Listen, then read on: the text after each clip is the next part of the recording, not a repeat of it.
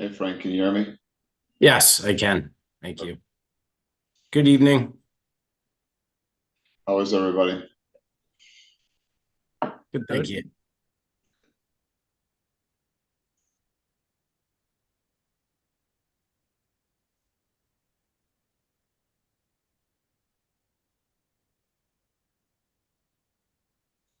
I wonder if they can hear us in the meeting room.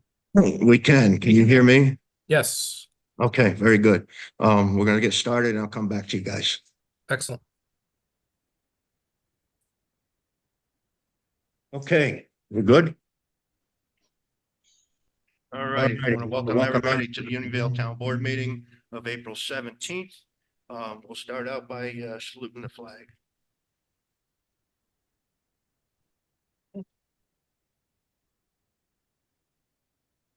Pledge allegiance to the flag of the United States of America and to the republic for which it stands, one nation, under God, indivisible, with liberty and justice for all.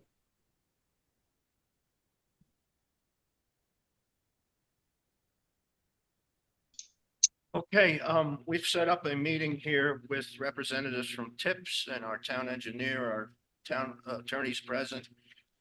We have David Adams representing TIPS rather, and Frank Algiers is a TIPS contractor. Hopefully get some of the questions answered here that everyone has had. So, David, you want to start? Sure. Actually, before I start, I just wanted to ask the board if there's anything in particular you want to make sure that I cover during the time that we have here today. If it's just a general overview, which that's my understanding, but if there's any specific questions you have prior to me getting started. Anyone have anything specific? No. Okay, I guess not. Okay. I'll do a brief introduction of myself and our company. Our company's Facilities Connect. I do consult for TIPS. I consult for numerous suppliers in the cooperative space, as well as agencies that are like yourselves that are looking for questions to be answered. Been doing this for I've been in the construction industry for over 30 years and in the cooperative arena for over 20 years. Our specialty is in the space of solutions that involve facilities and more importantly, solutions that include labor solutions. So whether that's installing mechanical equipment or turf or roofing, those are all specialties that we have in terms of how these contracts work, how you have access to it as a government agency, and how you can use them and take advantage of them. So I guess I'll start off with the fact that TIPS is a government agency. TIPS stands for the Interlocal Purchasing System. It's based out of Texas. Its lead agency is a government agency that is based out of Texas. Don't let that scare you because all of these cooperative agreements across the country, which cooperative spend is growing exponentially every year. This past year, cooperative spend across the country was over $60 billion in all in all categories. So it just continues to grow year over year over year. And so TIPS is a government agency based out of Texas that when you become a member of TIPS, which there's no cost and no obligation to become a member, you have access to over 300 different contract categories they have, whether that be tires, auto parts, computers, furniture, roofing, turf, you name it. If there's something that you typically buy, more than likely you can buy off of contract. So that is how these cooperatives are all, there's numerous cooperatives across the country. TIPS is just one of them. It's one of the larger ones. And when you access these contracts, the reason why agencies do is there's really four main reasons why they do. One is save time. And time is always, sometimes is more of an issue than at other times. But if you have summer projects or a project that needs to be expedited, if you go through the typical process of putting it out for the traditional bid, and rather than buying something off of that's been contracted already, I sort of got ahead of myself there. TIPS puts out as a government agency, TIPS puts out solicitations as a government agency for all these different categories that I mentioned. And then they evaluate those. They're publicized. The advertisements are publicized nationally, locally, nationally in the USA Today. Every contractor across the country has a chance to respond to it. They're evaluated after the certain time period that they are required to wait. And the solicitations are time stamped when they come in. If they come in 1 minute after the time they're due, if they come in 1 second after the time they're due, they're disregarded, they're sent back, they're not considered. So everything that you do as a government agency in your solicitation process, TIPS does already. So the whole idea of this is that this allows you to streamline your process, because once TIPS awards a contract, you have the ability to piggyback or use an interlocal agreement or a cooperative agreement, all words that mean similar things, to access the goods and services you want, and get out of the mode of waiting, putting something out to bid and going through that process that takes 2, 3, 4 months to do just to procure it. Now you can do that in a week or two. And so it really is the easy button. So agencies are using these contracts more and more because they're saving time. And of course, time is money. So there's numerous soft cost savings in that whole process that I just described in the traditional bid process that you're saving. Time, again, time is money, and all these different steps that you traditionally do are now done for you. On top of that, there's hard cost savings. There's actually discounts from suppliers because they have a contract that they're leveraging. They get to leverage this contract now and use this contract, so they're giving better pricing. So with all that being said, the third reason why agencies use these, and probably I think it's probably becoming more and more the trend, agencies across the country are sick and tired of being sick and tired. The traditional approach almost forces agencies to use a low bid contractor. It doesn't always happen that way, but oftentimes it does. And when you have a traditional bid process and there's a low bid can sometimes can be 2 chucks in a truck or Johnny Lunch Bucket Roofing Company, and you don't know what you're getting.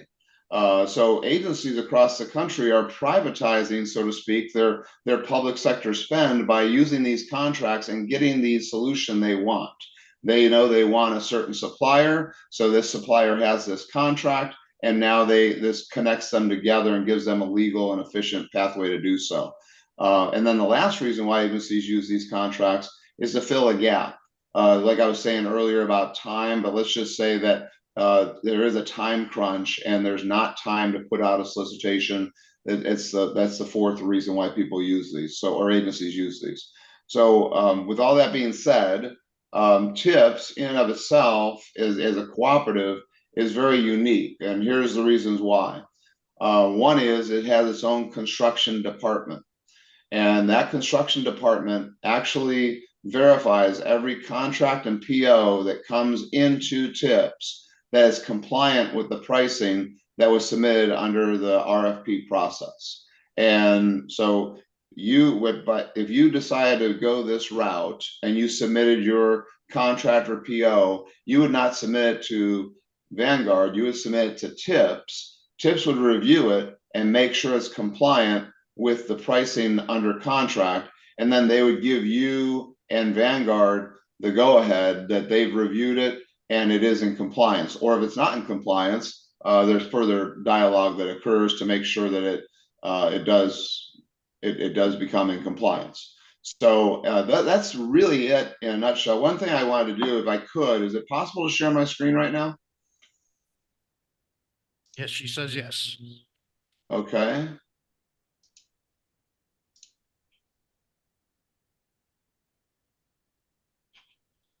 Let me see. I don't know. I'm on a YouTube now. I'm on a YouTube. Let's see, share screen.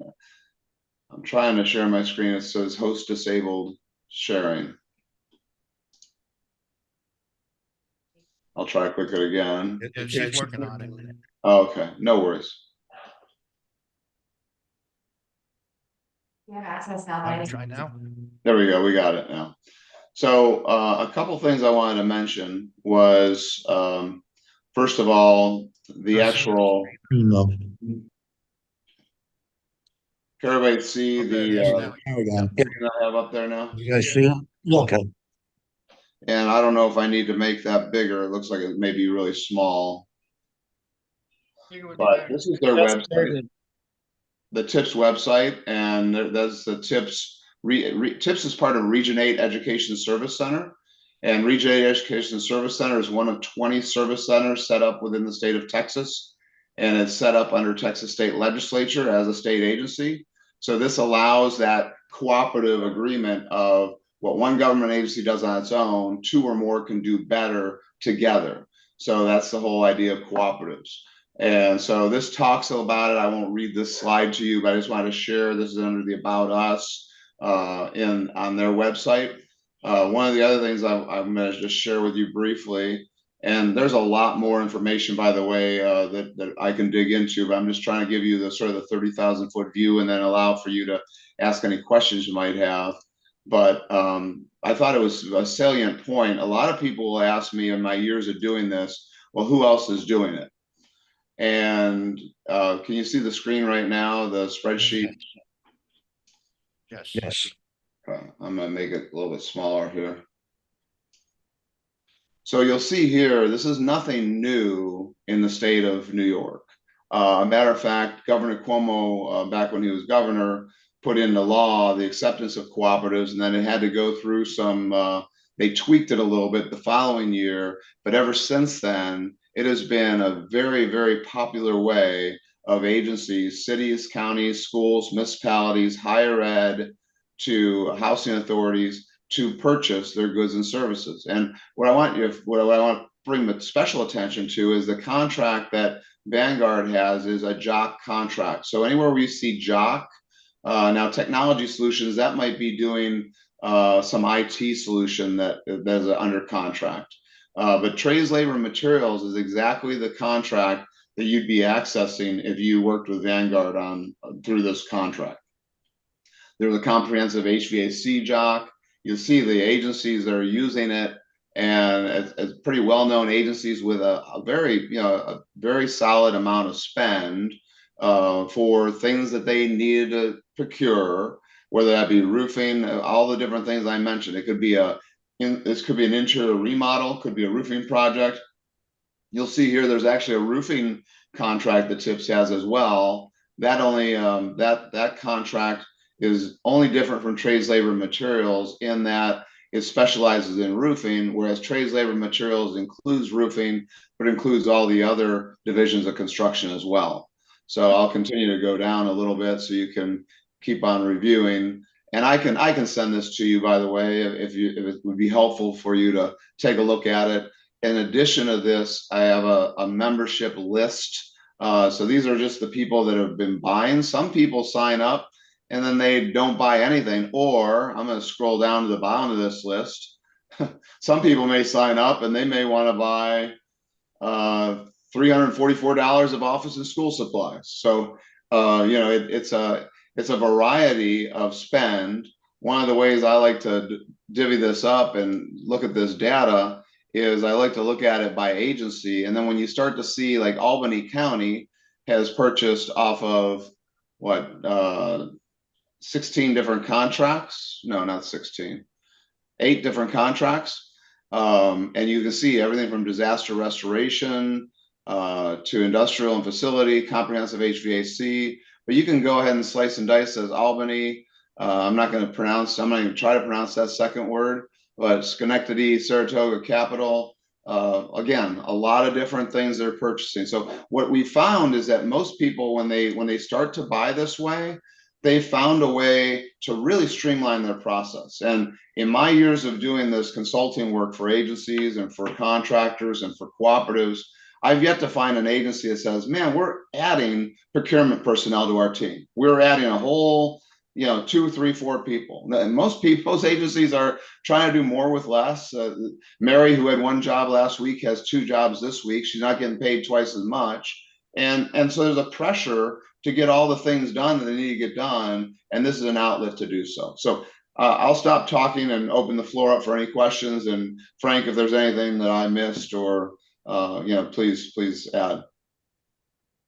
No, thank you. I mean, I thought that adds a lot of color to how it is your capacity is and how it is we've worked together on, several jobs. One of which we just accomplished was Wingdale Elementary School. So that was one of the projects, but I'm sure Steve and his team have, some questions, and feel free to fire away. And you guys, I have a couple questions. In regards to the different contracts, is there? Having a hard time. I'm sorry, having a hard time. I heard you at the very beginning saying you had a question, but then after that, it went quiet. where'd it go? Let's see. I moved it and. There we go. I thought. Yeah, so in regards to the different contracts that you have roofing contracts and you have the job contracts. How many different vendors would you say in our area are on those? How many different vendors in your area? Yes. I'd have to, it would be totally a swag, but, I would say there's probably about, gosh, it's a total, so you're talking about in the jock and roofing space or across all the categories of tips? Yeah, basically the thing that we're looking at to use the TIPS program for right now, which is the job contracts and the roofing. I would say there's probably about a half a dozen. Okay, and now all the pricing that we could potentially access is predetermined. I'm sorry, it's really hard to hear you. All the pricing that these companies give us or that are given through TIPS is already predetermined. The pricing that's provided is based on, and the compliance that TIPS does is all based on a national unit cost book by the name of RS Means. RS Means has over 70,000 categories of unit pricing. So if it's say a PVC roof, which is a single ply roof membrane, they'll have a per square foot price. And then that gets multiplied by a city cost index. So for your neck of the woods versus say Des Moines, Iowa, is going to be more expensive in New York than it is in Des Moines, Iowa. And then it gets multiplied times a coefficient. That coefficient is what the contractors all supplied as their price point of what they've accepted in this contract, and that everything is upheld against that RS Means. So once they put together their proposal with a scope, and as you know, no two roofs are alike or no two construction projects are alike.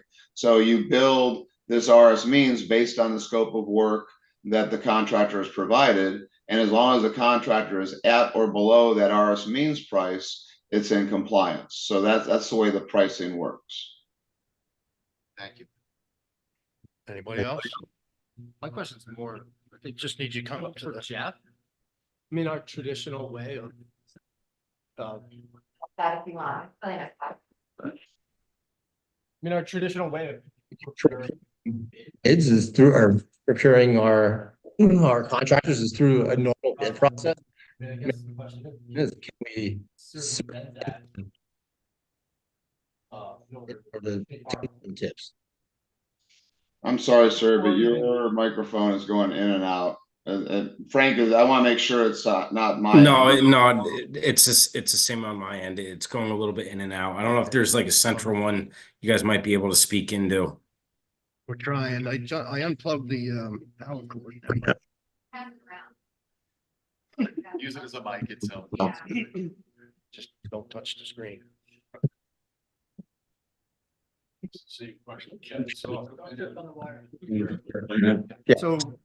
So my question was basically kind of maybe to you guys, you might have color on this, but also to our attorney, how do we circumvent our traditional RFP process, our traditional bid process, and just go with this TIPS program, which basically, I understand that it's a co-op and it comes with maybe a bunch of people throwing in prices, but our traditional way is to to get our bids, minimum of 3 bids. So, along those lines, I'll supplement that question. The New York State general municipal law has a competitive bidding process.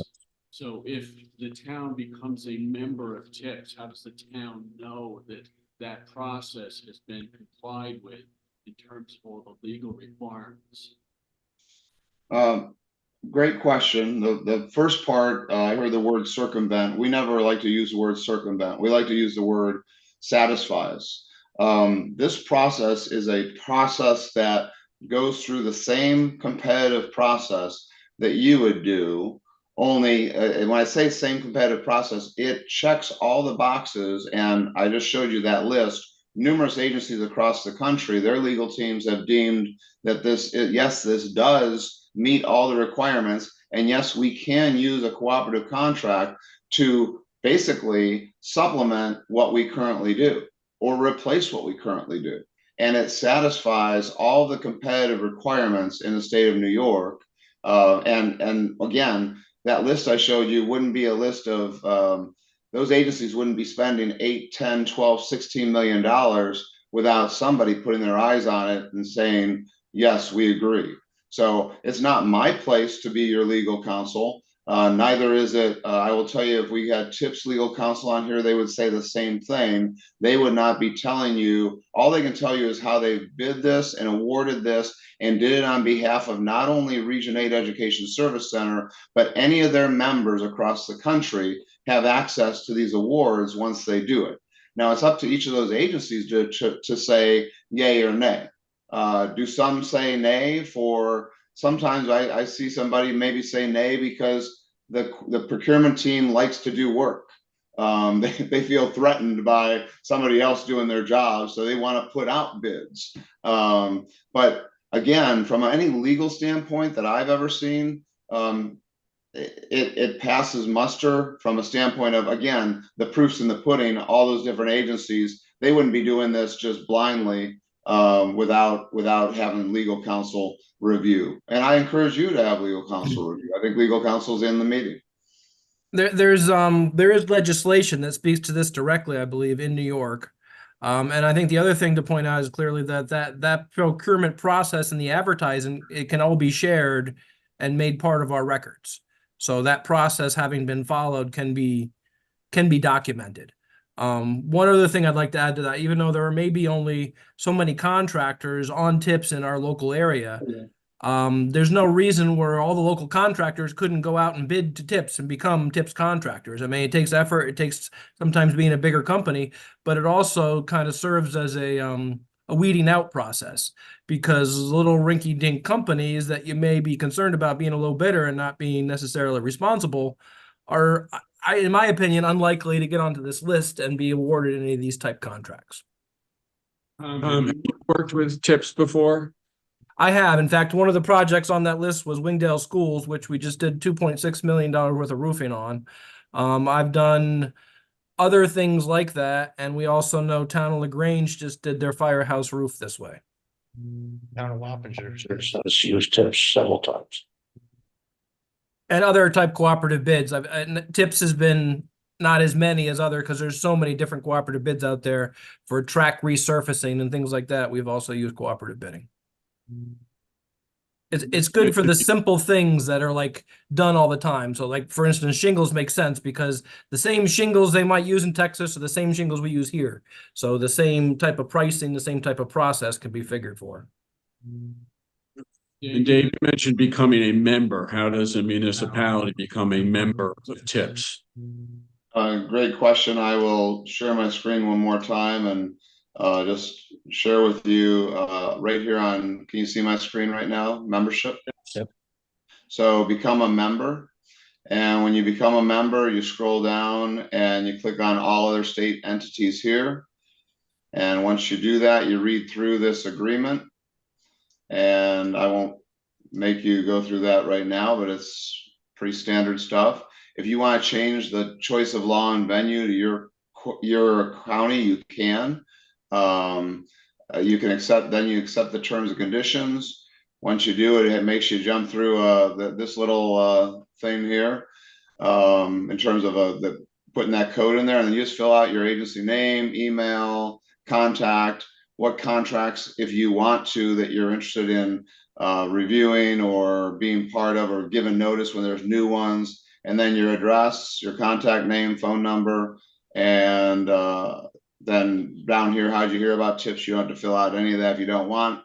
Click on register, and within 24 to 48 hours, you're given an email back from Tips with your membership number, which then allows you to start participating. For instance, O'Reilly Auto Parts, they provide their deepest discount anywhere in the country to any customer. They provide it to Tips members. So a lot of people sign up just because they want Tips O'Reilly Auto Parts at the deepest discounted price.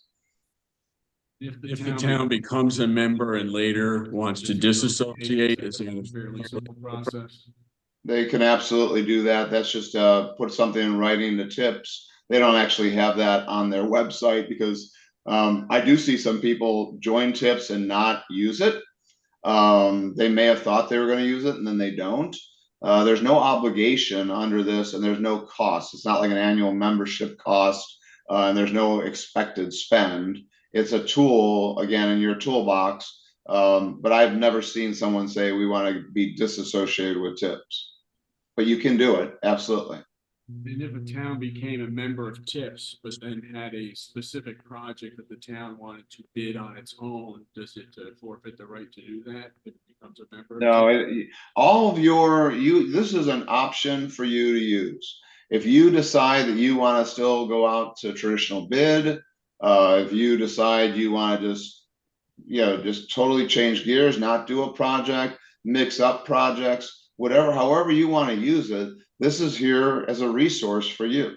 There's not I know sometimes people say it seems too good to be true, but there really is no catch to becoming a member. I mean, becoming a member sort of, I use the term falling off a log. I don't see any reason why you wouldn't want to become a member because there's no obligation, no cost. It allows you access to all these different contracts. And by the way, the contracts you enter into, your purchase order and your contract that you issue supersedes any of the terms and conditions that Tips has. So it's not like you're giving up any of your rights. As a matter of fact, you're just giving yourself a whole wider spectrum of opportunities to purchase and ways to purchase. Covered my questions. I'm sorry, can you repeat that? Did I not answer your question? No, he said he covered his questions. We just shuffling the laptop here. Tom, are you familiar with the price list that the county issues annually for materials and services? I mean, I work with various towns and especially highway departments on things like that. So yes. So isn't this program similar to that on a grander scale? Yes, I mean, I think what that is county DPW that puts out a cooperative bid. And I think it's just like a kind of much smaller scale, sort of county level as opposed to national level. So it's a very similar thing. Right, and we piggyback on that all the time, correct? Yeah. Right. In the state. Yeah, and the same thing, OGS is a similar thing at the state level. Yeah. Yep. The only thing I know is that there's very specific piggyback guidelines. That way, if piggyback contracts need to go out to bid to be able to piggyback off of them. Yeah, we just need to make sure they're in compliance with this. Well, I was reached out to our assemblyman to provide me the legislation that showed that this had been approved by state of New York. I haven't received that back yet. Yeah. That's the only thing I'm worried about. Each gentleman will want to put in the piggyback policy for the state that is in compliance with it. I would, by reviewing the customer list, I would almost guarantee the state is approved because you're dealing with county governments, school districts, fire districts, all municipal agencies that are using this process. And if we do update our procurement policy. No, because this tip meets the Requirements. they've done the work rather than us.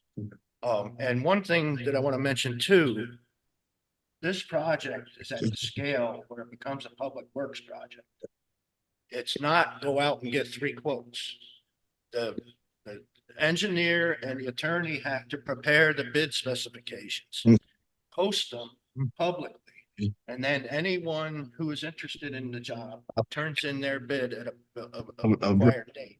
And then it's handled by the town clerk to open those bids simultaneously with the engineer and attorney present most of the times.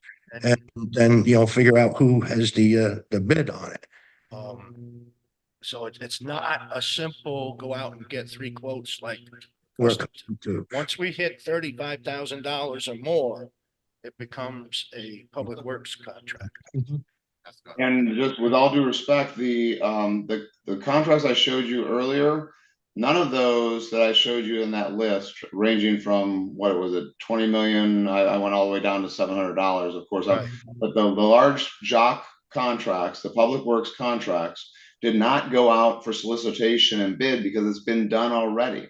You would be reinventing the wheel by doing that. This is where cooperatives are used to satisfy the bid process, which then saves you. That process you were talking about is the process I was talking about that takes the 3 to 4 months, and there's a lot of costs involved. If you're going to go through that process, you may as well go bid it out, and you won't,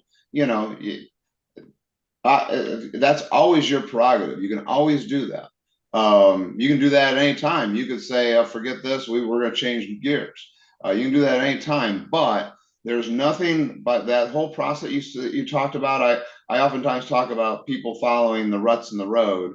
Well, those are the ruts in the road. That's the way we've always done in the past, and that's the way we always do it moving forward. Well, this is now a way to sort of think about it a little bit differently. And a lot of schools and cities and counties are doing it differently and still satisfying what you just described, sir, as that formal process of sitting down, putting out the solicitation, all of that, sitting down, reviewing it, all of that's been done.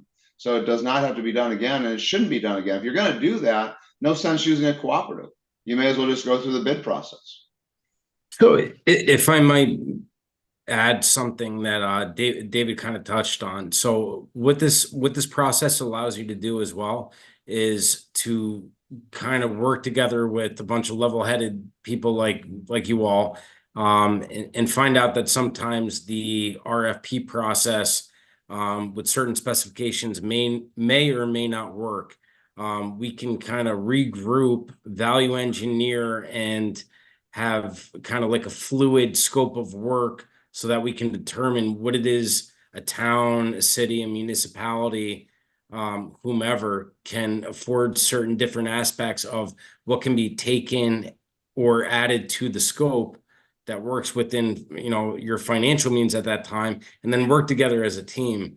And that's kind of where it's a lot different too, because I've had a working relationship with Tom through Town of Wappingers, Wingdale, several other places. And so, sometimes the specification, although it might be ideal for what you need, may not fit within the financial restraints of what it is that's available right now. Or maybe there's more available, and we're not looking to grab everything that you have, but there are certain projects sometimes that need to be done immediately and other things that need to get cut out. And so we're able to work with everyone as part of what I call your team on your behalf, and then have transparency with it and get to work with a design professional such as Tom, facilitate through David Adams, and then with your board, and be able to get the end goal you like in a time that you need it. Otherwise, sometimes what happens is these things go out to bid, prices come back, they're outside of the realistic equation of what can happen right now. Goes back out to bid, scope reduction, and then change order. We can help facilitate those with someone like Tom. Be realistic about what it is you need, what things might be able to be put on the back burner, wait for, maybe you want to piggyback something and do something additional right now. You don't have the time restraint in front of you. That's a hurdle and another speed bump to try to get through and work through. So we can provide those costs ahead of time, and you can say yay or nay to them. They're not surprises. And then we get to work together with kind of like a moving target as to what things you'd like to see done immediately. Like, I know part of this project right now is time sensitive for you with summer camp, right? Because kids are getting out of school. It's going to be the end of May before we know, in 6 weeks. June's going to be summer camp. And so what things can we try to accomplish right now? Part of my conversation when I got brought in on this to start doing some estimating was, okay, so some of these things are going to be really time sensitive. Either they're going to start sooner than later, or they're going to have to hit the back burner because we have other liabilities with, not that children are liabilities, but, summer camp, people enjoying your facilities when the weather gets nicer. So some of the things we looked at was how do we prioritize certain areas, and we can do things like David said, we can do things that we can get some of these roofs tuned up and we can just do one. And, you know, I think you're really going to like us, and that's on the table. And so then we can do another one after that. But the whole thing is to try to stay ahead of it and make the disruption to your facility the least amount as possible, so that moving forward, everyone looks good for what we're doing. And you can carve certain things out of this that you don't think you need right now. All I know is that some of the facilities we looked at, you do have some immediate needs that need to be addressed, to stop the amount of rot and deterioration, because water, you know, anywhere in the country is a problem. Where we are with the amount of latent snow and ice and some of the damage I see happening to the facilities, you're going to have a lot. If we put it on hold, I mean, there's going to be more work, which equates more dollars. That's going to happen this fall. Next year, even more.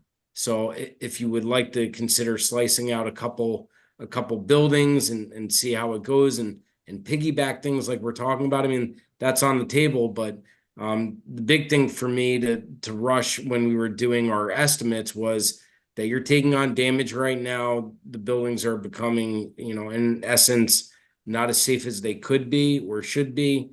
How can we help protect the assets that you guys have without making this a more monumental, you know, I'll call it federal project in the meantime? So, you know, I know June is kind of the date, and we've got the wherewithal and the capability to be able to help meet your expectations and try to keep these buildings waterproof while minimalizing the disruption to your facilities while you guys start to kick into high use. So, I mean, that's kind of where we come into the equation. I mean, we're headquartered out of Wappingers Falls. Very fortunate to be our 52nd year in business. We're family owned. I'm second generation. I still make my father work 60 hours a week with me. I mean, we're in a good place to try to do things for you. We got a great working relationship with David and Tom and Steve. We've done work at Wappingers, Wingdale, Dover. We kind of surround ourselves. You guys will know where I live if we do the work for you, and we'd be very fortunate to be able to do it for you. So that's, you know, I'm happy to answer any questions you guys might have about my background or what it is I can bring to the table too. But we do have the capacity to do it for you and to kick this into high gear with David if you want to give this a shot. And like you said, anything we've ever done with David, there are no obligations. He's no reoccurring subscription like a Hulu or Netflix thing where you give him your credit card and you don't know if you're going to get hit on the next billing cycle. It's none of that stuff. So we've had great success signing clients up, and when they want to use it, they use it. And people have been using it for office equipment and pencils. And this whole project thing seems like to a lot of people it's relatively new, but it's David's been doing this for 3 decades and has been in this environment, and it's only really, I think maybe the internet has kind of kicked this off with information sharing. That's kind of how this whole thing is developed with its information sharing.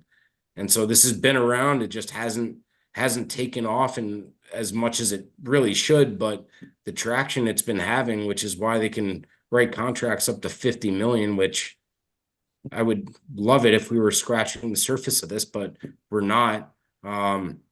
This is why it's still kind of a well-kept secret, but you get to kind of go the route of selecting the people you want to work with and the team that you want to work with while vetting the prices, qualifying it, selecting contractors you want to use. We originally got into this because we were invited as a preferred contractor.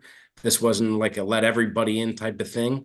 We came into this as a very large commercial single ply contractor, and we found out that there are other avenues to do other work. And so, I mean, we can do a couple windows for you at the Department of Public Works or the town highway garage, which we looked at.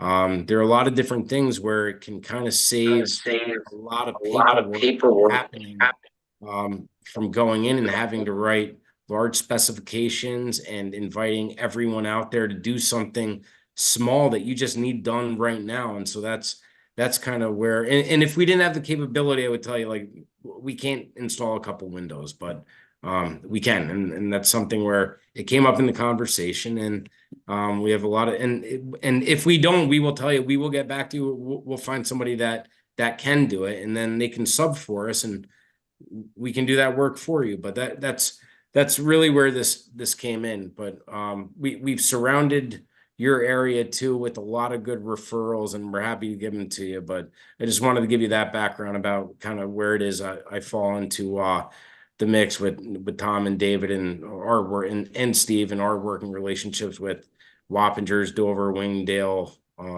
you name it. So, but I'm happy for the opportunity to do work for you guys, and would love the chance to be able to show you what we can do again. And by the way, we did all the cupola replacement and restoration for you on the large meeting senior center, I believe it is, about 7-8 years ago.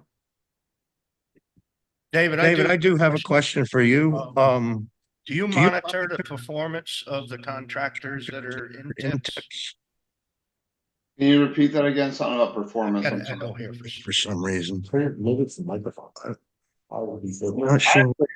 Most of what you said I heard, but there was a little bit of an echo, so I didn't hear it completely. Figure out why that's happening. Let me see if I turn my speaker off. How about now? Oh, now I can tell what you're saying. I'm not sure where Where the echo's coming from.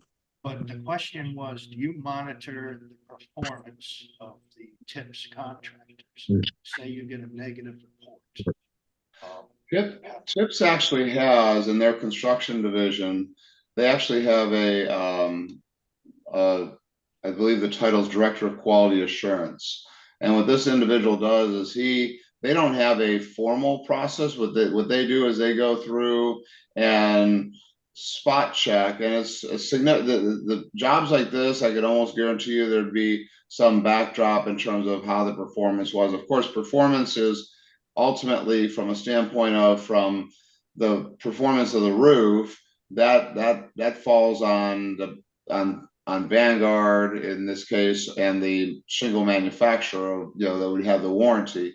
But in terms of checking up on the contractors and their performance, Tips does actually have somebody that's running, and they're not going after those $300 jobs, right? They're the ones that hit the radar. They're going in and doing, and not, I won't tell you all of them. I don't know what their actual equation is for who they contact, when they contact, but they are contacting customers to find out their satisfaction and the contractor's performance. So, and I will tell you that one thing I didn't mention, my years of experience, I spent 3 years in charge of all the facilities contracts for the largest cooperative in the country by the name of Omnia Partners. Omnia Partners has gobbled up U.S. Communities, NCPA, they've gobbled up where I used to work, National IPA, and they're now owned by Mitt Romney's private equity group. But they are a cooperative. They're the largest in the country. And I will tell you, they never had somebody calling back to check any performance on any job. So I really feel that Tips, again, goes above and beyond, but I can't sit here and tell you they do it on every job, because that would be not be true. But they do have somebody doing that. Matter of fact, that's another site you can go to. You can go to www.tipsconstruction.com, and you'll see that division. You'll see the people behind the scenes there. And one of the gentleman name is Brandon that does that for them. So if I can just add one thing. So you have the full option of adding any performance or payment bond onto any contract that you would like to see. So it's an additional cost. Obviously, it goes with most public works bids. We have bonding capacity. It's an added cost. I mean, we're fully transparent with that. So that's a cost. It's a pass along. But payment and performance, that's because we're going through Tips doesn't mean that you don't have that option to be able to procure that, and it's just an additional cost, but it's totally up to the town, so, or municipality. Could we talk a little bit about like who would actually be holding the contract? Is that with you, or is that with the shingle manufacturer, or how does something like that work? Who's the entity holding the contract? So Vanguard would be, David can touch on that. Well, Vanguard would be the contractor, the supplier that you would end up awarding the contract to. And Vanguard would, and Frankie can expand on this, but I'm sure Vanguard would be providing shingle warranties for all the projects in this case from a manufacturer. So you'd get the Vanguard workmanship warranty and the manufacturer shingle warranty. That's correct. So that would all be a GAF full system warranty with the manufacturer. And then as it would be in almost any other single ply, any type of commercial roofing system, assembly warranty is Vanguard would be on for the first 2 years. Then the manufacturer would kick on for the next minimum of 20 and or more.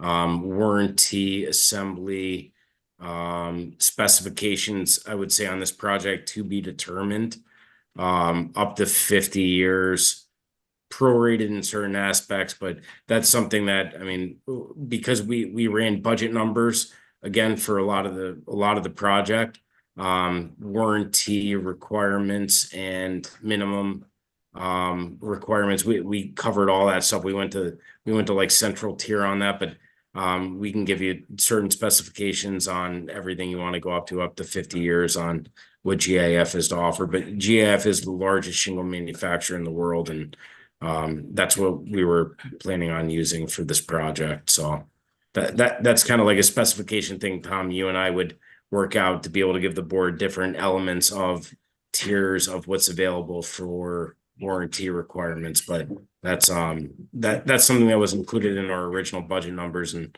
we can definitely discuss later for sure. Right. So that's a good thing that we were able to work together to sort out the specifications and the needs rather than just writing this rigid spec and bid document that then every contractor would have to follow. We can look at what's really needed between your expertise and your experience and ours. And I think that's a good way to be able to do it. Frank, I have a question for you. Can forgive me, I can't remember you. Typical roof, like middle of the road, life expectancy about 30 years. Am I correct on that? Yeah, so that's accurate, definitely. Yeah, so these things we're going to touch and not have to hopefully touch for another 30 years. That's correct, definitely. Thank you.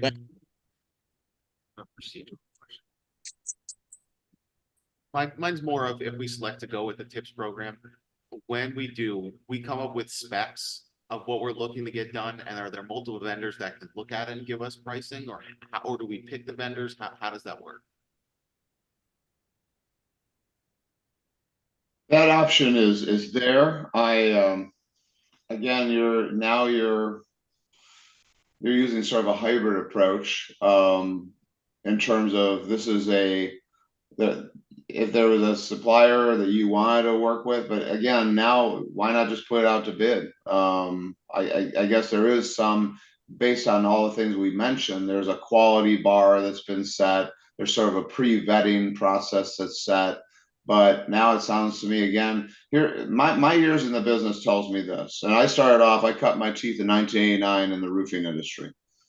And what I will tell you is that when you have numerous contractors that look at any project, there is a game that goes on in terms of how can I cut corners and how can I come up with low bid, right? And low bid, the first reaction whenever a contractor finds out they're low bid, for a millisecond, it's, yeah, I got the job. After that, it's, oh, shoot, I got the job. How much I leave on the table and how can I make this up? And it's a game the construction industry plays. And it's a game that the roofing industry plays. And when you start going back into that, you're starting to walk back into that whole bidding it out process. And if that's the way you want to go, I'd encourage you to bid it out and not bid cooperative versus cooperative or contractor, TIPS cooperative contractor versus TIPS cooperative contractor. That's just my 2 cents. Could you do it? Yes, you could do it. And I can guide you through that. I'm not trying to, again, I've shared with you from minute one of this conversation, this is a tool and a resource you have available.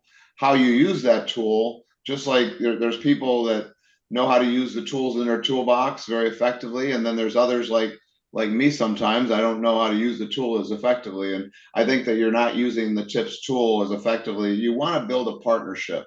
And this creates that partnership. If you want to be bidding things out, then you should bid things out. I mean, it really, that's really that's my own opinion. The only reason why I was asking that question is because the way you phrased it to us is there's RS means unit pricing, that's a national pricing. And each vendor throws a coefficient on top of it to multiply it based on this, you know, the state, the work, and where they're working. So what I'm trying to figure out is, you know, while Vanguard might be great and nothing against Vanguard, but if there's 6 or 7 other vendors in the area that do the same process through tips, wouldn't it behoove us to ask the other vendors that are approved in the area what their pricing might be in regards to the same exact scenario that we're looking at? You could make an argument that you could do that. It teeters towards this, the national pricing, by the way, I just want to share with you, the national pricing is, I've done over 300 compliance reviews, pricing compliance reviews over the last 3 years, for most of them for tips, some of them for some other cooperatives.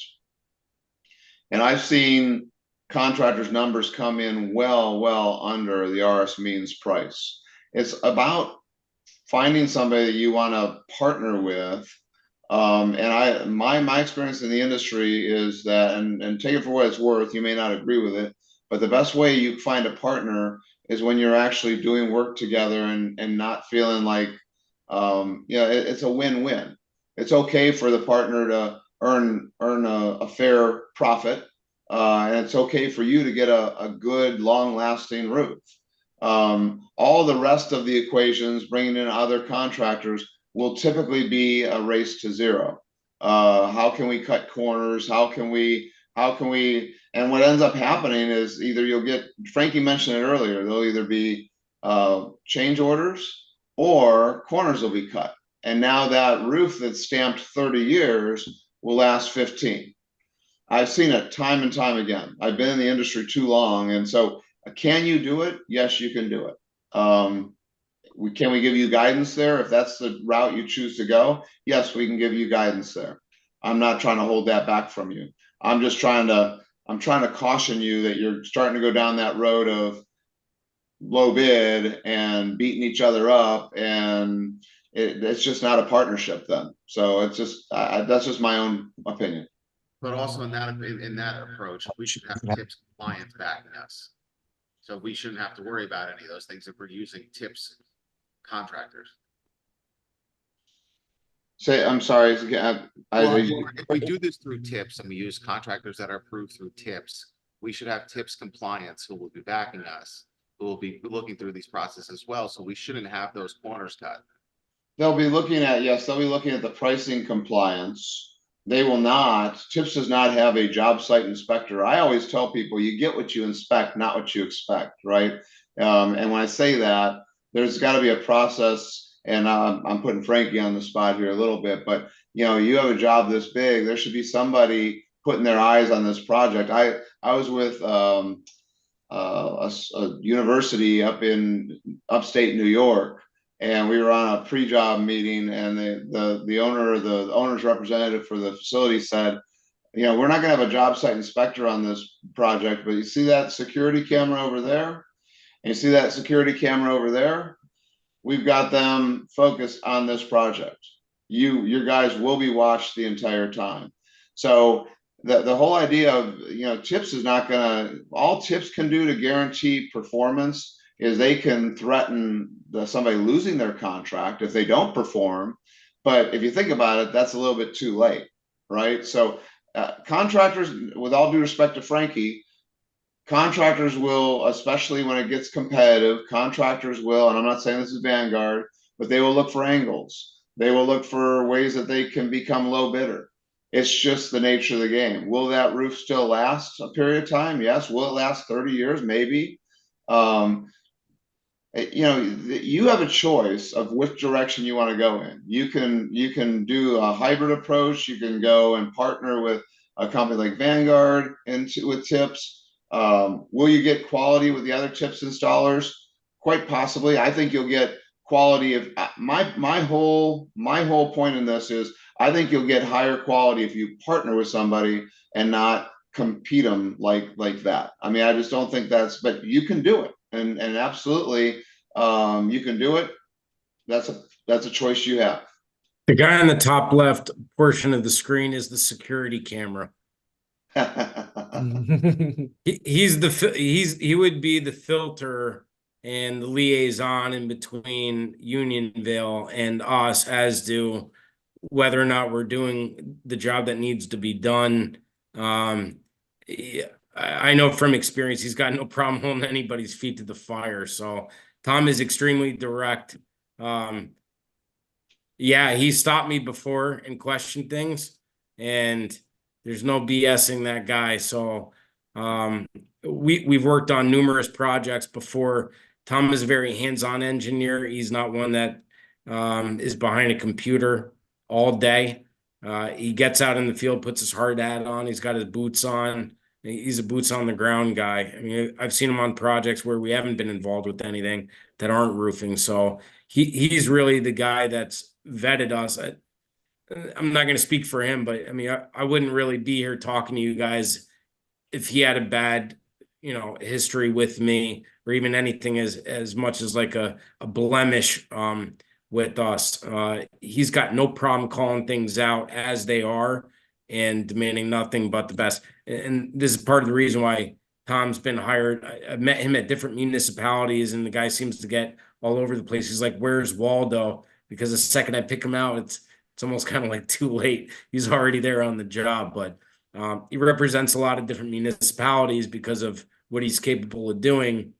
It's why I also feel somewhat like endorsed and vetted that I'm not putting words in your mouth, Tom, but as to why we're here in the first place, and he's able to vouch for us. Like, these guys, no one's perfect, but I mean, we damn near try to do the best job possible. And I would, David, kind of what you're saying is like, it's kind of the same as though I'm not comparing myself to a doctor. Where what we call in your network, where you get to select who it is you want to use, and not who you have to use. So if you were to go around and visit a lot of different offices as to get a clean bill of health, and you go to a certain individual that's running his practice out of his garage, or someone out of a larger, more professional facility, it's kind of in that aspect. We're in a group through tips. We've gotten invited into this for the most part in the beginning as to who's qualified and going to make them look good. But also they vet all of our pricing. Like an insurance company, they're not just going and blanketing something where it's like everyone's pricing is good, do whatever you want. No, these people are within your demographic, they're in your area, they're within the pricing techniques that need to happen, they're vetted, they've been qualified, they're capable. We can be bonded. We've got all these different wherewithals, $5 million umbrella, and we're in your backyard, and we've got a ton of references. And when it comes down to it, would you rather use someone that has a ton of references or someone that's the lowest number? And I will tell you right off the bat, God's honest truth, you would not be the lowest number during the bidding process, because all these other guys are not going to have $5 million insurance. They're not going to have me on the job checking all these things. You're going to have Tom on the job twice as much as you need to, because he's going to need to be checking these things of someone who doesn't know the quality of work that they're able to perform for you. He's got to check on all the AIA forms, schedule of values. I tell my clients, if it makes you feel comfortable, always be ahead of me with payments, and that's fine, because I sleep at night knowing that we did the right thing. And when a storm blows through tonight, I know that we're keeping you watertight. I'm not worried about any of this stuff. My job is to make sure Tom's not worried about any of this stuff, so that you're not worried about any of this stuff, and so that David can sleep at night in Texas and is not worried about this stuff either. So, I mean, this is all for us very normal working environment things that we're going through. But I appreciate the fact that it is new to you and what you have to go through with this, which is why I wanted David on this to help facilitate any of these answers about compliance, because it's, a lot of this is very, very foreign to a lot of us about how this process works. So that's kind of like where I'm from. One thing I was thinking about, just to add what Frankie said, is that, and to add on to the question about what about other tip suppliers? There's a tip supplier in upstate New York by the name of Elmer Davis. And Elmer Davis has done probably in excess of about 12 to 15 million dollars, because agencies have what Frankie was just talking about. They have a trust in Elmer Davis. They want Elmer Davis. Campus Management, which is a construction group that does a lot of roofing consulting, is the one that's recommending Elmer Davis in a lot of cases using their cooperative contract. Are there other options? Sure there are. But why are they not being promoted? Probably because they're maybe just a little bit below what, when I say below quality, below standard. They may meet all the standards. They may not. Again, in and of themselves, take one of those contractors and put them in this same scenario. Maybe they can do as good of a job as Vanguard was. Once you start piling them in one by one and you start getting 6, 7 numbers in, now again, it's the race to zero. It's where can we cut corners? Where can we get this job? And oh, we'll make it up later in change orders, or maybe we'll fasten this board down with less fasteners. No one's going to see it. Maybe we put down less fasteners in the shingles. Who's going to know? Manufacturers on the hook for 30 years. We're only on the hook for 2. I mean, there's a lot of things that go on. Roofing is the most litigated part of construction. A lot of people don't realize that. Roofing is the most litigated part of construction. Yet there's still this race to let's go out and get low bid. And I've been puzzled by that since the day I got into this industry in '89. But it's still, and it's going away from that, because I will tell you that the private companies across the country, they go ahead and they find a partner and they work with that partner. And the reason why they have success is because they work with that partner year over year over year after year. And there's a compelling reason to be a partner. Those entities that, you know, have 5, 6, 7, 10 contractors every year, they're going to have a different contractor on every project. They'll have different warranties on every project, and they'll have different quality on every project, guaranteed. Any other questions? Okay, well, I want to thank all of you for meeting with us here and giving us all this information. I sure appreciate that. Thank you. Thanks for having us. You need let us know. Thank you. Thank you. Good night. Night. Good night. Take care. You guys too. Bye. Do you want me to hold on, Steve? Or any of the board members? I'm sorry? Did you want me to hold on? Do you have any other questions for me?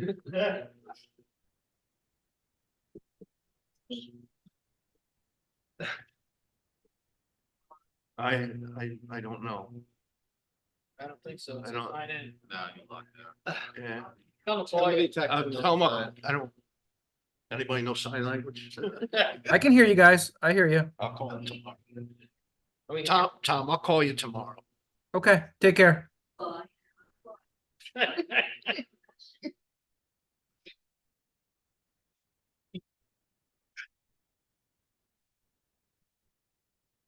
Okay. So, we are at the supervisor report. Oh, we forgot to do the minutes approval. Oh, I'm sorry. Yeah, actually, what's the date on that, Andrea? Okay. Right, March 20th is what she has prepared. March 20th. So, have a motion to approve those. So moved. Second. All in favor? Aye. Opposed? Carried. I just want to give a final reminder of our roadside cleanup on Sunday, the 21st, and it will be at the Clove Firehouse, meeting there at 9:30. That's on Clove Road, just north of where the circle used to be. Also wanted to thank Royal Karting for donating the container, and Dutchess County Resource Recovery is waiving the tipping fees on whatever we collect on that day. It's a good event. We get to, you know, get the town cleaned up a little bit, and nice fellowship as well. Our finance report. In our general checking account, we have $1,419,306. In general savings, we have 4814. Miscellaneous receipts are 16,779.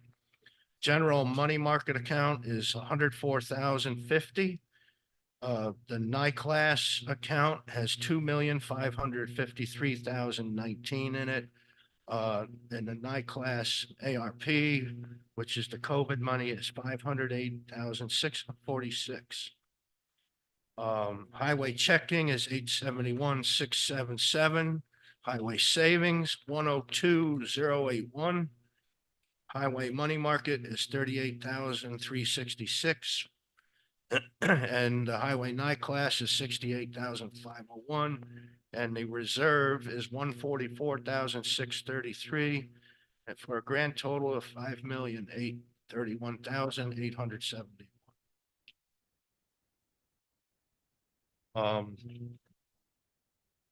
Councilman reports, John.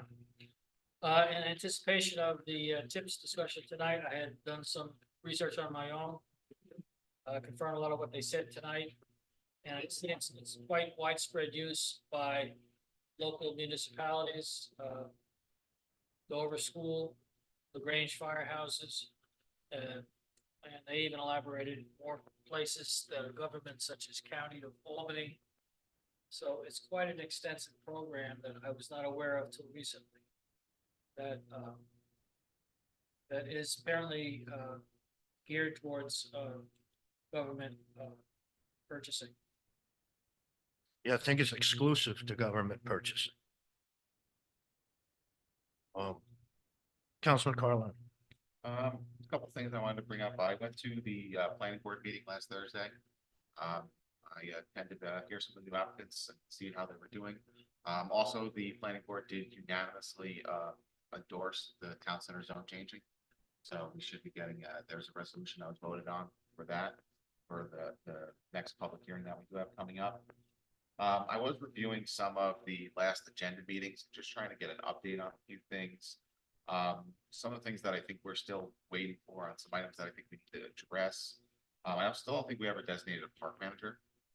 I know that we haven't done that yet. I know that I guess we're going to do some research into that and get back to us. And I think that's something that's important for us to do. I noticed that the library isn't on the agenda again tonight. I know that they requested to be on the agenda tonight, and I thought they were going to be on the agenda every second meeting. Some of the other things that we discussed, the electric entry to the town hall. You're waiting to hear some information back in regards to that, which I still haven't heard back.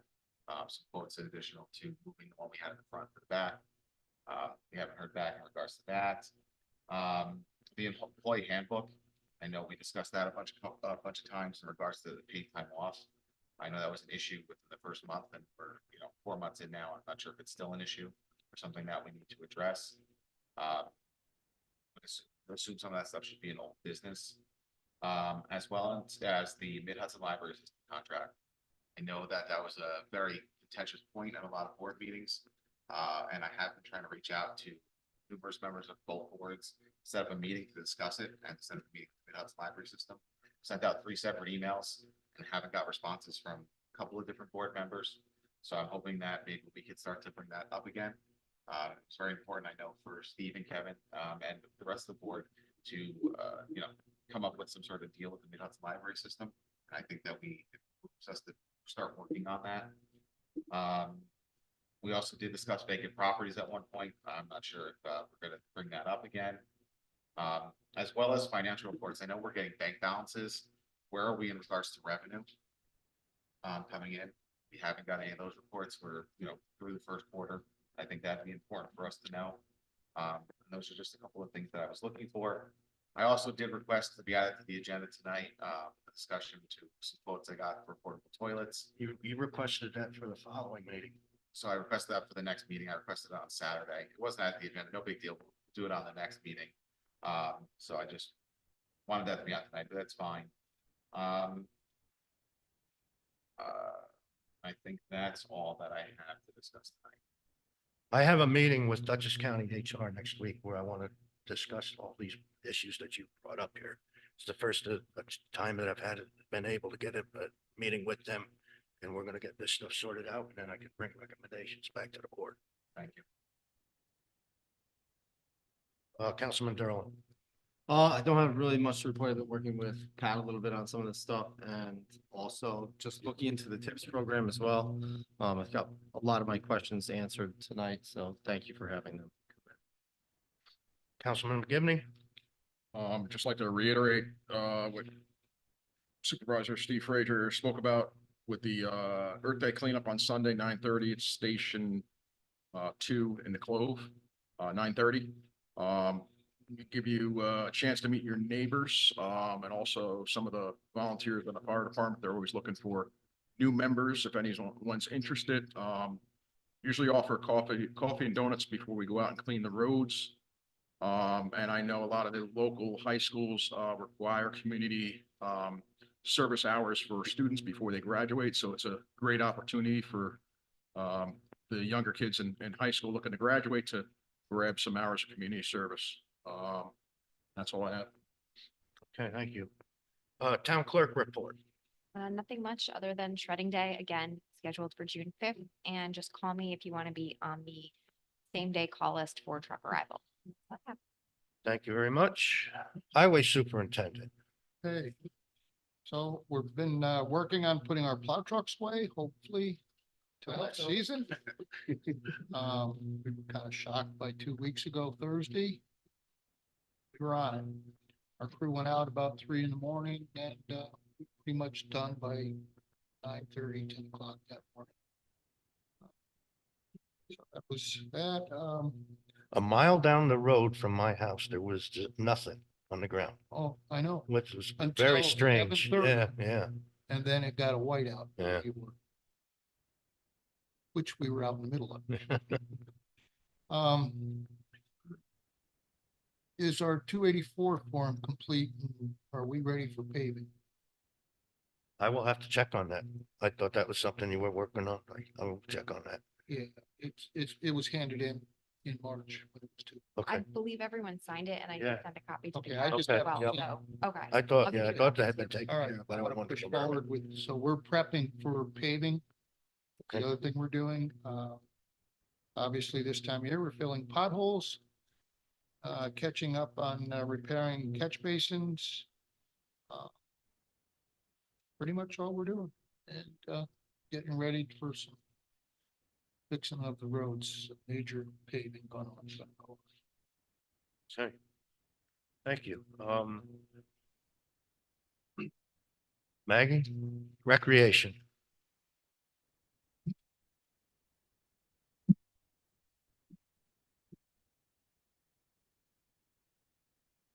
Great. So, since we spoke at the last meeting, we've been working on sending out paperwork and beginning the onboarding process for counselors, aquatics, concession staff. And we're continuing camp prep and planning.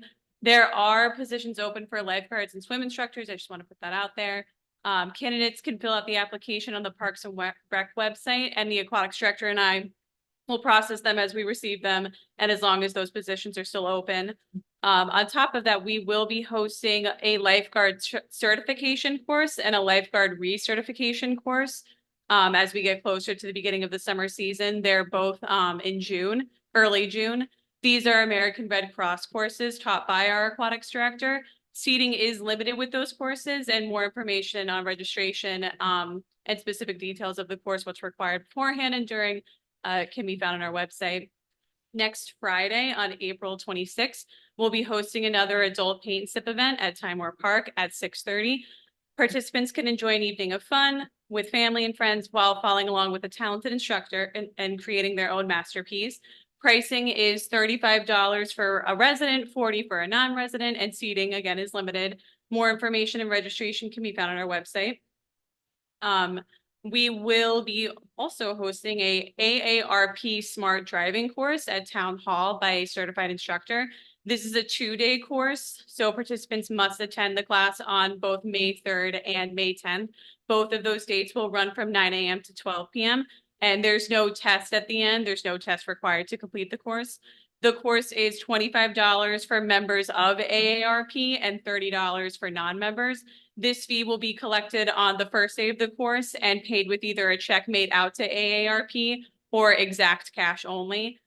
You must bring your ID and an AARP card if applicable. Online registration is required to sign up for this course. And again, seating is limited. More information and registration can be found on our website. We have posted our public swim lessons on our website and they're open for registration. There will once again be a morning block at 9 a.m. and an evening block at 5 p.m. and 4 sessions throughout the season. Parents and guardians can register their children for their specific swim level. Descriptions can be found on our website for those swim levels, and there are limited spots for each level of swim. Any questions on those levels can be directed at our aquatics director, and her email can be found on that page on the website for that program. And then finally, this year we will be hosting a senior swim hour for our 65 and older swimmers twice a month on Saturdays throughout the summer season. They can enjoy an hour dedicated to a more relaxed and open swim time. This hour will be from 10 a.m. to 11 a.m. Swimmers must have either purchased a 2024 senior pool membership online prior to that day, or they can buy a senior daily pool pass at the gate the day of. You must have your ID with you, and the specific dates for those swim times can again be found on the website. I did get a call about this Okay. and we wanted to make sure that the residents know this is also open to handicapped or disabled swimmers as well. And gives them an opportunity of a less crowded pool and like you said, a more relaxed atmosphere. For those swimmers to enjoy themselves without risk. So can we make a note on the website about I that? can add that tomorrow with Thank stuff, yeah. I have a question. Yes. Does the AARP class also count for, usually if you do a defensive driving course, you get money off your insurance? Yes, That counts for that? yes. Yeah, and if there's any specific questions on that course, I am in direct contact with the instructor, so I can either answer the questions myself or refer them to him or ask him myself and get back to anybody who has a question. Thank you. Okay, thank you. Kevin, you said you had tax collector report?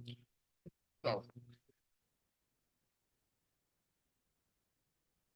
Yes, our tax collector, Case Saglobani's taking a little bit of time off, some rest, well deserved after a busy tax season, but she asked me to report, to give her report.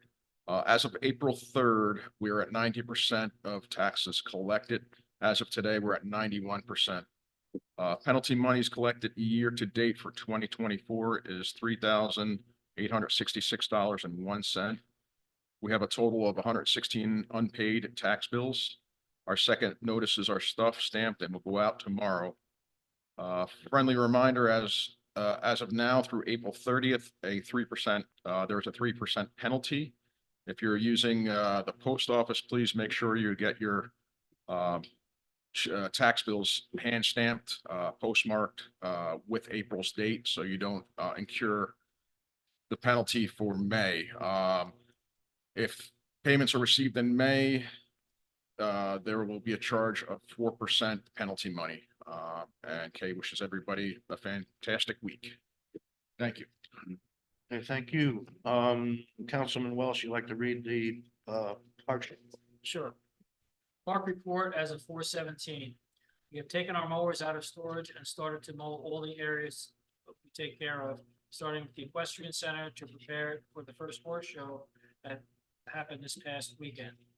We have lined our soccer fields for the beginning of soccer season and pruned our baseball field for anyone that wants to use it. We have continued our project of clearing the edge of the creek along Tomahawk Park Road to make it as nice as we can for fishing season, as well as clearing and doing some landscaping behind the tennis court to tidy it up for the users this year. Pool filter tank project is moving along. We hope to have it hooked up and get the pool running in the coming weeks. Because of the warm weather, we will have an opening of all our seasonal bathrooms this week.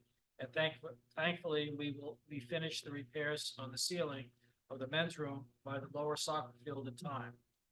Some of the leaks in the main park building's roof are getting worse, but we are handling them to the best of our ability. Okay, thank you. Got the animal control report in late this afternoon. Would you like to read that, Councilman Carlini? Yeah, animal control report for month of March of 2024. During the month of March, there were no lost dogs. One found dog who was taken to our town shelter and eventually adopted out after the holding period is up. There was also a complaint of aggressive dogs, which was handled by PCSO, respectively, Mary Jane County. Thank you. The library chair had mentioned she was gonna email a report to a board member. Did any of you receive that? Nope. Okay. Um. Public comment on agenda items.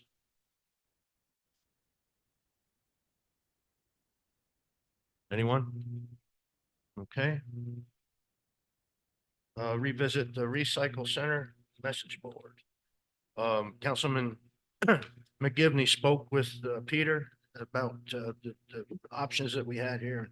Yeah, I spoke with Peter this past weekend about the bulletin board that he's requesting for the recycle center. Out of the two options that we looked at last time, one was about $400, the other one was about $520. He agrees that the cheaper bulletin board, the least expensive bulletin board of $400 would do the job just fine. That's an Amazon product. We get free shipping with that.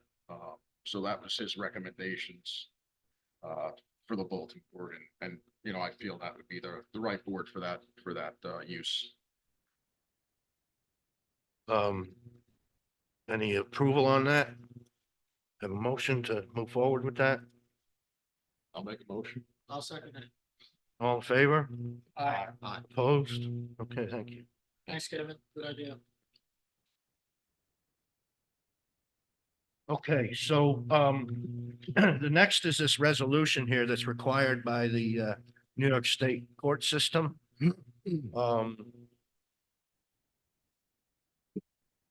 Councilman Gibney, would you like to read that? Or actually Derlin, Councilman Derlin, you'd like to read that? Town of Unionville Town Board Resolution number 21, 2024, acknowledgement of New York State Unified Court System audit. Whereas at the town board meeting held on April 17th, 2024, the resolution to acknowledge that the required audit of court records was completed as follows. Whereas New York, the state of New York, Unified Court System requires that the town court records be examined and audited. And whereas such audit was made with the town of Unionville Court, cash receipts, cash disbursements, and cash balances for the fiscal year ending December 31st, 2023 by Theodore Eglett, CPA. Now therefore be it resolved, the town board of the town of Unionville acknowledges the audit of the town court records was conducted in compliance with section 2019-A, and the report was given to the town board and sent to the state of New York Unified Court System. Have a second on that? I'll second. Discussion. Sure. It says the report was given to the town court. I haven't seen it happen. Okay, well, I'll have to get that out to you then, I guess. It was done by Ted Eglett. Yeah. I think he just filed it and, That's all right. I'll have to look on my emails. I may have a copy of it there. So I don't know how to vote it. I mean, same, I don't know if anybody else. No.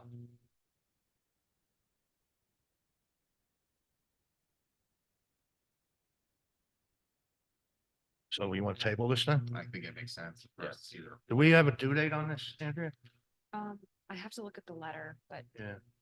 I'm not sure. Do we have till next meeting, you think? I'm not sure. I'm not sure either.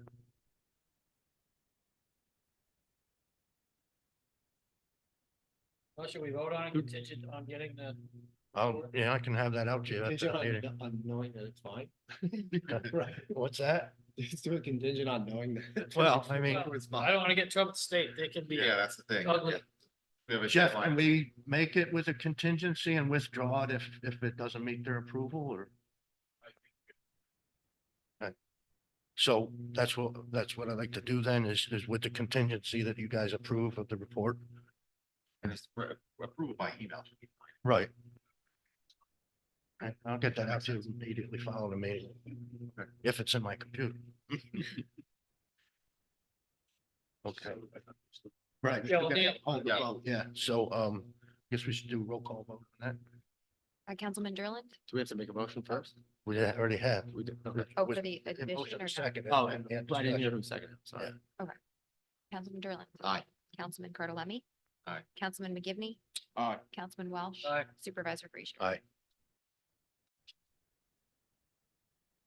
Okay, the roofs.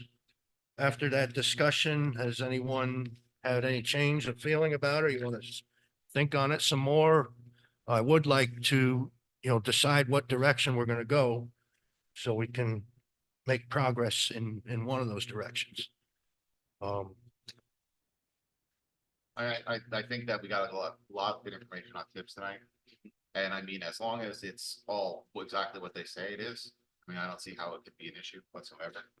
I mean, I Yeah, think it would help. for the research I've done, it's a very typical approach now by municipalities, especially for roofing and other substantial projects. So, yeah, I'm on board with it. I think I'm on board with it too. My question is, so Tom will just control the scope, or are we gonna develop a baseline here? Well, And we Tom need will to control that decide, Scope, or? we need to decide, how much of the roofs are we gonna do? Yeah, And in my opinion, they all need to be replaced. I mean, it seems kind of foolish to try to patch them at this point. But, we need to determine how many of them we're gonna do. We do know that number 8 is the worst. And it's got the time restraint of getting it done before camp starts. Yeah. I would like to at least get that going, and if you guys wanted to decide on the remainder, and just keep in mind, there's a $40,000 discount if we do the entire package. So I mean, if we want to award, or just make the decision to move forward with number 8 tonight, and I'll make that phone call tomorrow. And, Tom and Frank, will work together to make sure that the specifications are proper. And we could go that route and then, discuss the remainder at the next meeting. I think that my big issue is, what are we approving? What amount? How what are we doing? Well, we can, I want to approve moving forward with the tips. We'll get the pricing, get it all solidified now, that we know that's the direction we're gonna go. So that's what I'm looking to have approved. So to become a member of tips and start the process? Right, I can take care of that.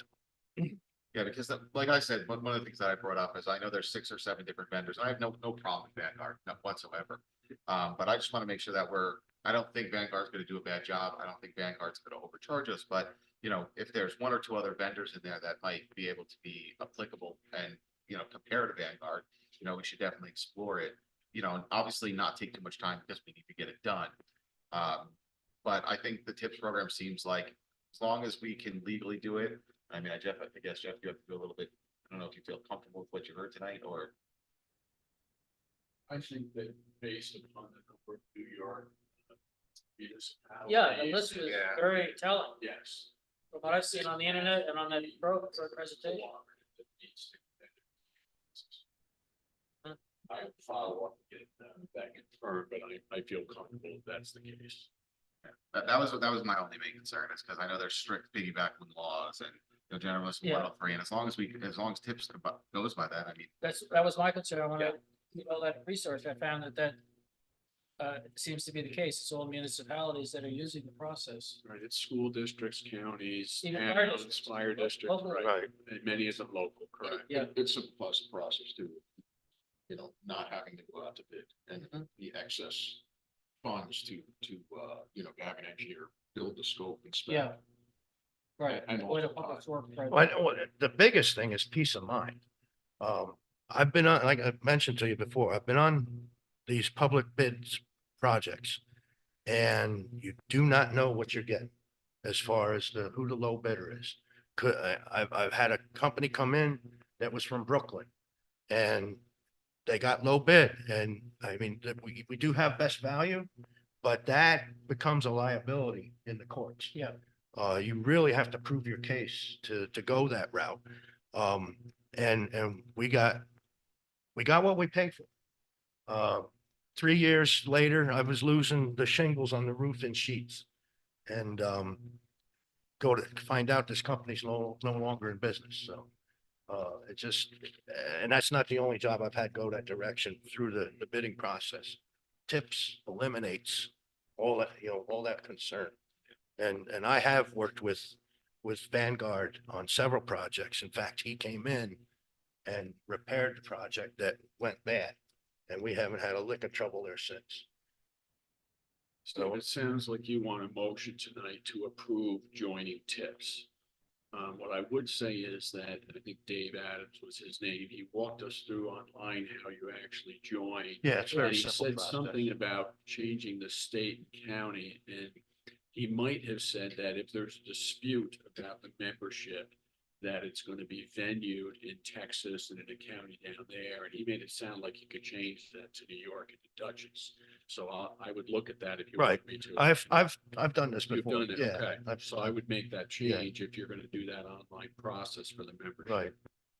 Okay. Sure. Yeah, to join tips and then start moving in the direction to get a contract for number 8. I mean, I think it makes sense. I think that just my thing, like Kevin said, is just, we gotta get the scope down. And I think that's what you said, Steve, too. We just gotta narrow down the scope. So I think joining tips now and starting that process to narrow down the scope makes sense. Okay. I'll make that motion. Second, Second. all in favor? Aye. Opposed? Thank you. One other thing we're gonna talk about is how we're gonna pay for all of it. Well, I know we have ARPA, I know we have ARPA's the gonna ARPA cover funds. number 8. Yeah. And then some. And we've got a big fund balance. So, but that's a discussion we can have Right. on how, how many of these roofs that we want to do. How many we want to do, and yes, we have a big fund balance, so we want to burn it all. Well, On these this, roofs or- aren't going or do- away, Cap. No, I'm saying, do we bond some of it? Oh, we can or- do that as well, Or but do we, bonds are up a lot higher. I than know, they used no, to I'm be. not disputing that, but this is definitely a conversation or. Yeah, no, that's a future conversation we Right, can have. I'm just throwing it out there so we Yep. can start thinking about it. Absolutely. And then also, right, 30 or 50-year shingles, right? There's options that we have to discuss. Right. Right. There's options for warranties. And other options. It's all the same shingle. Yep. It's just how much you want to pay For the for the, shingle. for the shingle, essentially. All you're doing is buying an insurance policy. But they're all the same. Okay, I'd like to have a motion to move into executive session for legal advice. So Second. Second, all in favor? Aye. Okay, thank you. I'd like to. Russell Hall? Yeah. We'll try and make it short, folks.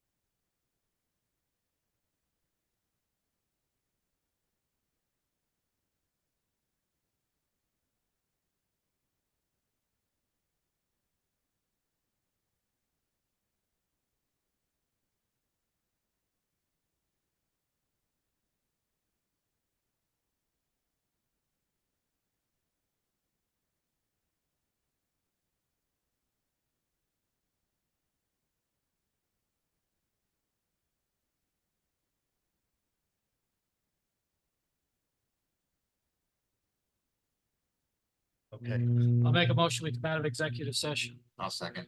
all in favor? Aye. Opposed? Thank you. Make a motion that we authorize the town attorney to draft a letter to Rabco Construction regarding the roof replacement at the highway garage. I will second that motion. All in favor? Aye. Opposed? Carried, thank you. Okay, public comment on town issues.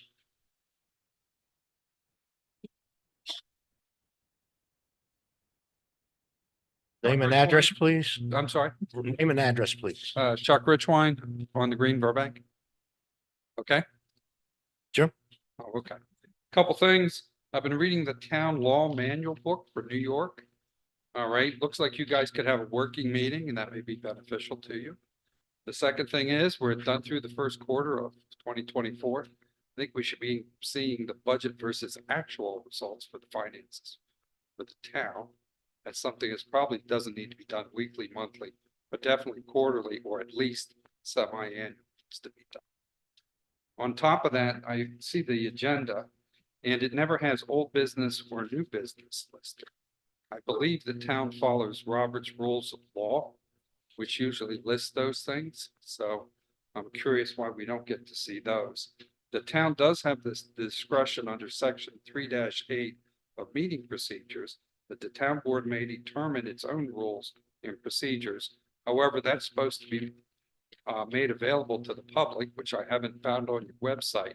I also went up and down the hallways. I didn't see anything posted there. So I'm assuming that the town follows a modified or a traditional Robert's rules. Okay, so those are my comments. Thank you. Thanks. Anyone else? Okay, motion to pay the bills. So moved. Second, Second. all in favor? Aye. Opposed? Thank you. Next meeting will be May 1st at 7:30. And I'll entertain a motion to adjourn. Public hearing that night, right? May first? Yes. Yes. 7 o'clock. At Seven 7, PM, right? Yes. public hearings at 7 a.m. All right, a motion to adjourn. I'll make a motion to adjourn. I'll second. All in favor? Opposed? Thank you. I'll go look for that, report.